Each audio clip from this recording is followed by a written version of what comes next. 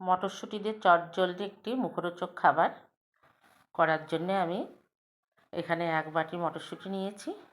এটাকে আমি সিদ্ধ করে নেব। মটরশুঁটিটা সিদ্ধ হয়ে গেছে। কড়াইতে একটু তেল দিয়ে এতে দিলাম একটা শুকনো লঙ্কা ফোড়ন, দিয়ে শুকনো লঙ্কাটা একটু নেড়ে চেড়ে নেব। এইবারে এর মধ্যে দেব আমি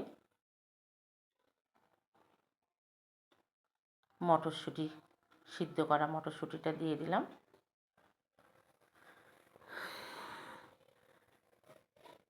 দিয়ে একটু নেড়ে চেড়ে নেব।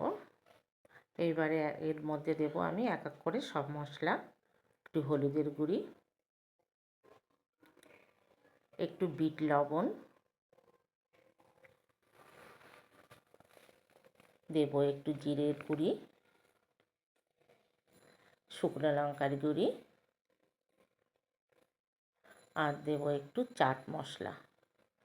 এবার সব কিছু ভালো করে মিশিয়ে নেব। মেশানো হয়ে গেছে। এবার এর মধ্যে দেব সামান্য একটু জল, দিয়ে কিছুক্ষণ হতে দেব। এবারে এর মধ্যে দিলাম 1 চামচ বেসন। বেসনটাকে ভালো করে সব মটরশুঁটির সঙ্গে মিশিয়ে নেব।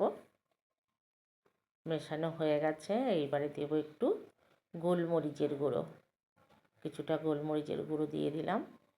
দিয়ে আবারও সব মিশিয়ে নিলাম।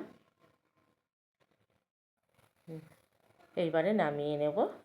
হয়ে গেল চটজলদি একটা মুখরোচক মটরশুঁটি দিয়ে